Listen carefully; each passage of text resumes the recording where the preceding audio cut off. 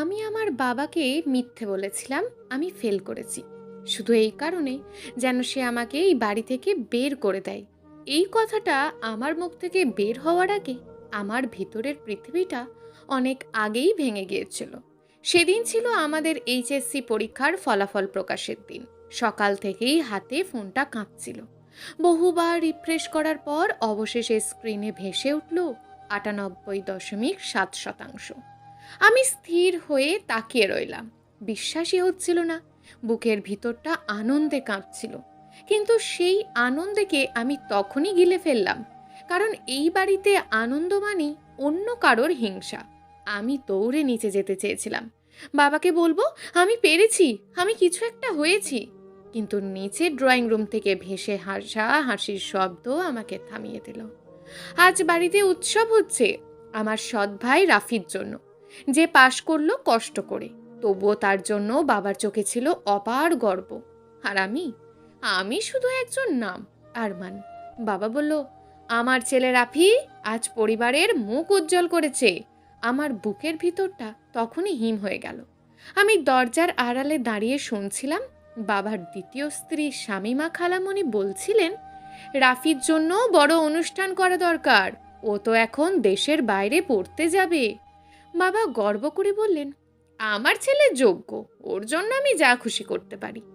আমার অস্তিত্ব তখন যেন বাতাসে মিলিয়ে যাচ্ছিল। তারপর কথাটা এলো যা আমার জীবনের দিক বদলে দিল। বাবা বললেন, আরমানের ব্যাপারটা কি করব, ও তো এখন 18 হয়ে গেছে। শামীমা খালামণি হেসে বললেন, ওকে যদি নিয়ন্ত্রণে রাখতে হয় ওর পড়াশোনার ব্যর্থ হওয়াটাই ভালো। বাবা একটু থেমে বললেন, যদি ফেল করে তাহলে এই বাড়িতে ওর কোনো জায়গা থাকবে না। আমি শ্বাস নিতে ভুলে গিয়েছিলাম। তাহলে এটাই পরিকল্পনা ছিল? আমাকে ভালোবাসা নয়, প্রয়োজন ছিল নিয়ন্ত্রণ। আমি বুঝে গিয়েছিলাম আমার সাফল্য এখন অপরাধ। সেই রাতেই আমি সিদ্ধান্ত নিলাম আমি হারব। পরের দিন বাবাকে বললাম, আমি ফেল করেছি। এক মুহূর্ত দেরি করলো না, বাবা মুখ লাল করে গেল। তুই এত টাকা নষ্ট করলি, বের হয়ে যাই বাড়ি থেকে। আমি মাথা নিচু করে দাঁড়িয়ে রইলাম, কিন্তু ভিতরে কোনো কান্না ছিল না, শুধু শূন্যতা। কারণ আমি জানতাম এই বাড়িতে আমি কখনোই নিজের ছিলাম না। বাইরে বের হয়ে আসতেই গরম বাতাস মুখে লাগলো। পিছনে ফেলে এলাম সেই বাড়ি যেখানে দেওয়ালে আমার ছবি ছিল, কিন্তু হৃদয়ে আমার কোনো জায়গা ছিল না। আর তখনই মনে পড়ল মার কথা। মা মারা যাওয়ার আগে সব বুঝে গিয়েছিলেন। তিনি নীরবে আমাকে একটা কাজ শিখিয়ে দিয়েছিলেন। বিশ্বাস নয়, প্রমাণ রাখতে হয়। তিনি আমাদের পুরনো সমুদ্র ঘেঁষা ফ্ল্যাটটা আমার নামে লিখে রেখেছিলেন। সব কাগজপত্র এক আইনজীবীর কাছে গোপনে রাখা ছিল। বাবা জানতো না, কেউ জানতো না। আমি শুধু এতটুকু বুঝলাম, মা আমাকে ছেড়ে যাননি, তিনি আমাকে প্রস্তুত করে গেছেন। আমি আরমান, আর এখন আমি একা।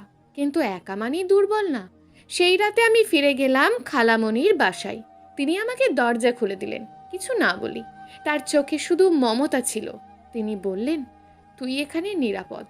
এই প্রথম মনে হলো কেউ আমাকে মানুষ হিসাবে দেখছে। পরের দিন আমি একটা ছোট্ট রেকর্ডার লুকিয়ে রাখলাম বাবার অফিসে। রাতে যা শুনলাম তা আমাকে ভেঙে দিল না, বরং শক্ত করে দিল। বাবা বলছিলেন, ছেলেটাকে যদি কষ্ট দিই তবে সে আমাদের নিয়ন্ত্রণে থাকবে। শামীমা খালামণি বলছে, ওকে একা ফেলে দাও, ও নিজেই ফিরে আসবে। আমি সব রেকর্ড করলাম, সব প্রমাণ, সব সত্য। তারপর কেবল একটা ব্যাগ নিলাম, মায়ের একটা পুরনো ছবি আর তার রেখে যাওয়া কাগজ। আমি চলে এলাম খালামণির কাছে। তিনি সব শুনে কেঁদে ফেললেন। বললেন, তোর মা ঠিকই জানতো এই মানুষটা কখনো বাবা হতে পারেনি। সেই রাতে আমি আর ঘুমাইনি। আমি শুধু জানতাম এখন খেলা শুরু হবে।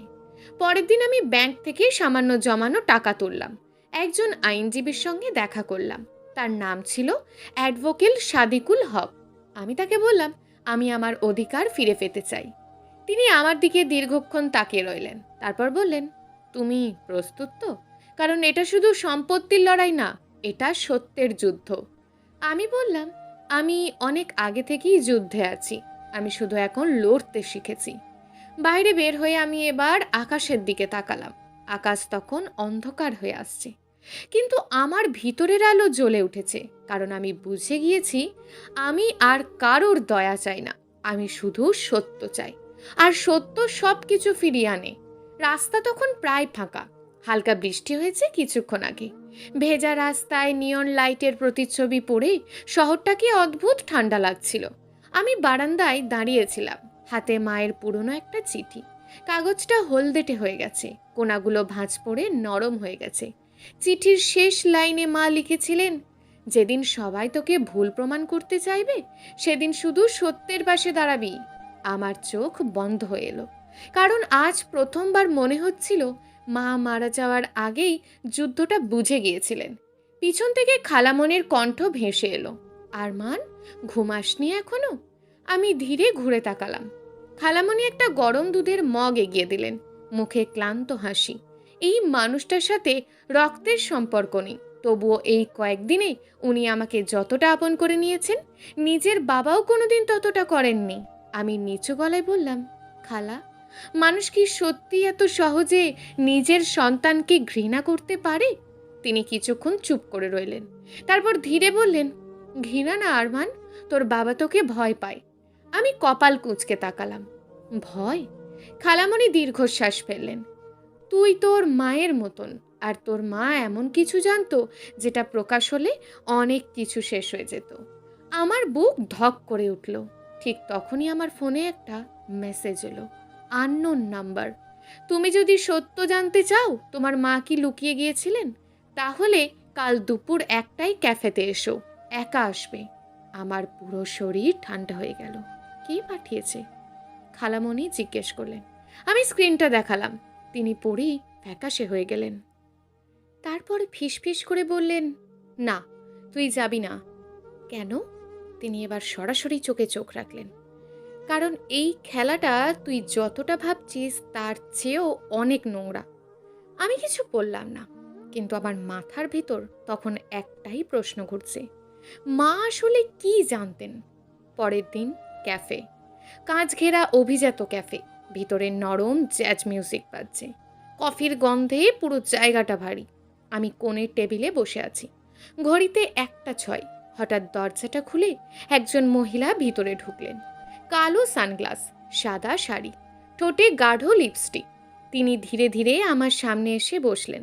তারপর সানগ্লাস খুলতেই আমার বুক কেঁপে উঠল। আমি তাকে চিনেছি, শামিমা, আমার সৎ মা। আমি দাঁতে দাঁত চেপে বললাম, আপনি? তিনি কফিতে চুমুক দিলেন, এক ফোঁটা অস্থিরতা নেই। রেকর্ডিং করছো? আমি চুপ। তিনি ঠান্ডা এসে বললেন, ভালো, তোমার মাও সবসময় প্রমাণ রাখতেই ভালোবাসতো। আমার হাত মুষ্টিবদ্ধ হয়ে গেল। আপনি কি চান? শামিমা এবার ব্যাগ থেকে একটা ফাইল বের করলেন, ধীরে ধীরে আমার দিকে ঠেলে দিলেন। তোমার বাবার আসল মুখ দেখতে চাও? আমি ফাইল খুলতেই নিঃশ্বাস আটকে গেল। ভিতরে ব্যাংক স্টেটমেন্ট, জমির নথি, বিদেশি ট্রানজ্যাকশনের কাগজ, আর একটা ছবি। ছবিতে আমার বাবা আর একজন রাজনৈতিক নেতার সাথে হাত মেলাচ্ছেন। পিছনে নগদ টাকার ব্যাগ। আমার মাথা ঝিমঝিম করতে লাগলো। শামিমা নিচু গলায় বললেন, তোমার বাবা শুধু খারাপ বাবা না আরমান, উনি বিপজ্জনক মানুষ। আমি হতবাক হয়ে তাকিয়ে রইলাম। তাহলে আপনি এতদিন তার সাথে ছিলেন কেন? তিনি কয়েক সেকেন্ড চুপ রইলেন, তারপর খুব ধীরে বললেন, কারণ আমি বের হতে চাইলেই মানুষ হারিয়ে যায়। আমার বুকের ভিতর কাঁপন উঠল। ঠিক তখনই ক্যাফের বাইরে একটা কালো গাড়ি এসে থামল। শামিমার মুখ মুহূর্তেই ফ্যাকাশ হয়ে গেল। তিনি দ্রুত উঠে দাঁড়ালেন। ওরা এসে গেছে। আমি হতবম্ব। কারা? তিনি ঝুঁকে এসে ফিসফিস করে বললেন, তোমার বাবা কখনো চায়নি তুমি সত্য জানো। তারপর আমার হাতে একটা ছোট্ট পেন ড্রাইভ গুজে দিলেন। এটার ভিতরে সব আছে, যদি কিছু হয় মিডিয়াতে ছেড়ে দিও। আমার শরীর অবশ হয়ে গেল। ক্যাফের দরজা খুলে 3জন কালো পোশাকের লোক ভিতরে ঢুকলো। তাদের চোখ সরাসরি আমাদের টেবিলের ওপর। শামিমা আতঙ্কে পিছিয়ে গেলেন। আমি দাঁড়াতে যাচ্ছিলাম, ঠিক তখনই একজন লোক কোমর থেকে বন্দুক বের করলেন, সাইলেন্সার লাগানো কালো পিস্তল। পুরো ক্যাফে জমে গেল। আর লোকটা ঠান্ডা গলায় বলল, মিস্টার আরমান, আপনার বাবা আপনাকে বাসায় ফিরিয়ে নিতে চাচ্ছেন। ক্যাফের ভিতরটা নিস্তব্ধ, শুধু কফি মেশিনের হালকা শব্দ আর মানুষের আটকে রাখা নিঃশ্বাস। লোকটার হাতে ধরা সাইলেন্সার লাগানো পিস্তলটা সরাসরি আমার বুকের দিকে তাক করা। আমি ধীরে ধীরে উঠে দাঁড়ালাম। শামিমা কাঁদছিলেন, তার ঠোঁট শুকিয়ে গেছে।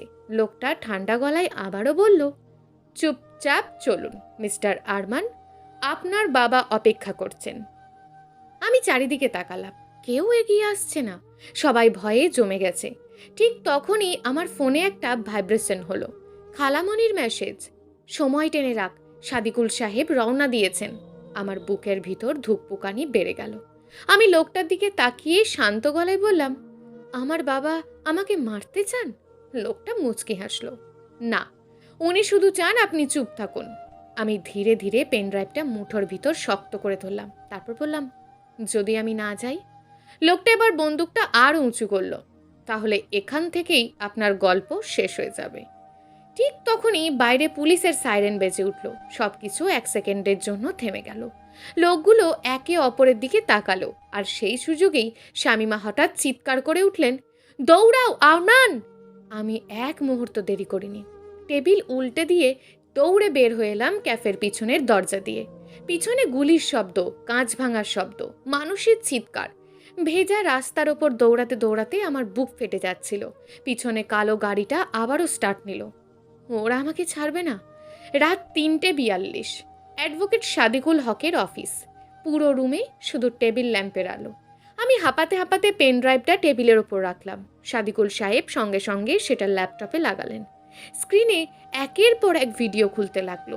বিদেশের টাকা পাচারের ফুটেজ, অবৈধ জমি দখলের কাগজ, রাজনৈতিক নেতাদের সাথে গোপন বৈঠক, আর তারপর একটা ভিডিওতে আমার মা। আমার নিঃশ্বাস বন্ধ হয়ে গেল। মা ক্যামেরার দিকে তাকিয়ে বলছেন, যদি এই ভিডিও আরমানের হাতে পৌঁছায়, তার মানে আমি আর বেঁচে নেই। আমার চোখ ঝাপসা হয়ে গেল। মা খুব শান্ত গলায় বলছিলেন, তোর বাবা অনেক বছর ধরে অপরাধের সাথে জড়িত। আমি থামাতে চেয়েছিলাম, তাই ও আমাকে সরিয়ে দিয়েছে। আমার শরীর ঠান্ডা হয়ে গেল।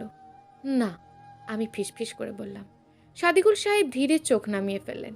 ভিডিওতে মা আবারও বললেন, আমার মৃত্যু দুর্ঘটনা ছিল না আরমান, আমাকে বিষ দেওয়া হয়েছিল।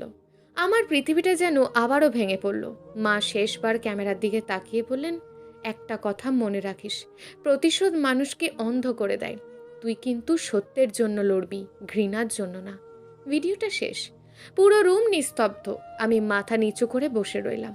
চোখ থেকে পানি পড়ছে, কিন্তু সেই কান্নার ভিতরেও একটা জিনিস পরিষ্কার হয়ে গেল, আজ সব শেষ হবে। পরের দিন সকাল, প্রেস ক্লাব, চারিদিকে সাংবাদিক, ক্যামেরার ফ্ল্যাশ, লাইভ সম্প্রচার। আমি মঞ্চের সামনে দাঁড়িয়ে, আমার পাশে সাদিকুল হক, আর পিছনে বিশাল স্ক্রিনে থেমে আছে বাবার সেই ছবি, টাকার ব্যাগ হাতে। আমি মাইক্রোফোনের সামনে দাঁড়ালাম। হাত কাঁপছিল, কিন্তু কণ্ঠ কাঁপছিল না। আমার নাম আরমান। আজ আমি শুধু একজন ছেলে হিসেবে না, একজন সাক্ষী হিসাবে দাঁড়িয়েছি। পুরো হল নিস্তব্ধ। আমি একে একে সব প্রমাণ প্রকাশ করলাম, video, audio recording, bank document, মায়ের শেষ বার্তা। সাংবাদিকদের মুখ বদলে যেতে লাগলো, কেউ ফিসফিস করছে, কেউ হতবাক। ঠিক তখনই দরজা জোরে খুলে গেল। আমার বাবা ঢুকলেন। তার চোখ রক্ত লাল। পিছনে কয়েকজন লোক। তিনি চিৎকার করে বললেন, সব বন্ধ করো। ক্যামেরাগুলো মুহূর্তেই তার দিকে ঘুরে গেল। তিনি আমার দিকে আঙুল তুলে চিৎকার করলেন, এই ছেলে মিথ্যে বলছে। আমি ধীরে ধীরে তার দিকে তাকালাম। এই মানুষটার জন্য আমি কত রাত কেঁদেছি, কতবার ভেবেছি যদি একবার বলতো আমি তোকে ভালোবাসি। কিন্তু আজ আর কিছু অনুভব হচ্ছিল না, শুধু শূন্যতা। আমি শান্ত গলায় বললাম, তাহলে মা কেন মারা গেলেন? পুরো হল চুপ। বাবা থেমে গেলেন। আমি সামনে এগিয়ে গেলাম। কেন আমাকে সবসময় ভয় পেতেন? তিনি চুপ, তার কপালে ঘাম। আমি শেষবার বললাম, কারণ আমি আপনার মতন হইনি। বাবার চোখে তখন প্রথমবার ভয় দেখলাম, সত্যিকারের ভয়। ঠিক তখনই পুলিশ ভেতরে ঢুকলো। অফিসার সামনে এসে বললেন, মিস্টার মাহবুব রহমান, আপনাকে অর্থ পাচার, হত্যার ষড়যন্ত্র এবং অবৈধ সম্পদের অভিযোগে গ্রেপ্তার করা হচ্ছে।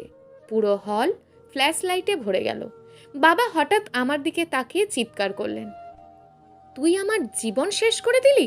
আমি ধীরে মাথা নাড়লাম, না, আপনি নিজেই করেছেন। পুলিশ তাকে হাতকড়া পরিয়ে নিয়ে যেতে লাগলো। জীবনে প্রথমবার আমি দেখলাম ক্ষমতাবান মানুষটাকে অসহায় লাগছে। আর সেই মুহূর্তে আমার বুক থেকে বছরের পর বছর জমে থাকা একটা পাথর নেমে গেল। 3 মাস পর সমুদ্রের ধারে সেই পুরনো ফ্ল্যাট, যেটা মা আমার জন্য রেখে গিয়েছিলেন। বারান্দায় দাঁড়িয়ে আমি সমুদ্র দেখছিলাম। বিকেলের আলো ঢেউয়ের ওপর পড়ে সোনালি হয়ে আছে। পিছন থেকে খালামণি এসে দাঁড়ালেন। হালকা হেসে বললেন, তোর মা এই জায়গাটা খুব ভালোবাসতো। আমি চুপচাপ মাথা নাড়লাম। ড্রয়িং রুমের দেওয়ালে এখন মায়ের একটা বড় ছবি। অনেকদিন পরেই প্রথম মনে হচ্ছে আমি কোনো যুদ্ধক্ষেত্রে না, আমি বাড়িতে আছি। খালামণি ধীরে বললেন, এখন কি করবি? আমি সমুদ্রের দিকে তাকিয়ে মৃদু হাসলাম। বাঁচবো। তিনি অবাক হয়ে তাকালেন। আমি বললাম, এতদিন শুধু টিকে ছিলাম, এখন বাঁচতে চাই। হঠাৎ বাতাসে মায়ের চিঠিটার কোণাটা উড়ে উঠল। আমি সেটা হাতে নিলাম। শেষ লাইনটা আবারও চোখে পড়ল, সত্য সবসময় ফিরে আসে। আমি আকাশের দিকে তাকালাম। আজ আর অন্ধকার লাগছে না, কারণ আমি অবশেষে বুঝেছি রক্তের সম্পর্ক সবসময় পরিবার হয় না, আর একা হয়ে যাওয়া সবসময় হারিয়ে যাওয়া না। কখনো কখনো এটাই নিজের সত্যিকারের জীবন খুঁজে পাওয়ার শুরু। সমাপ্ত। গল্প অধিকার যুদ্ধ। লেখক গল্পঘর।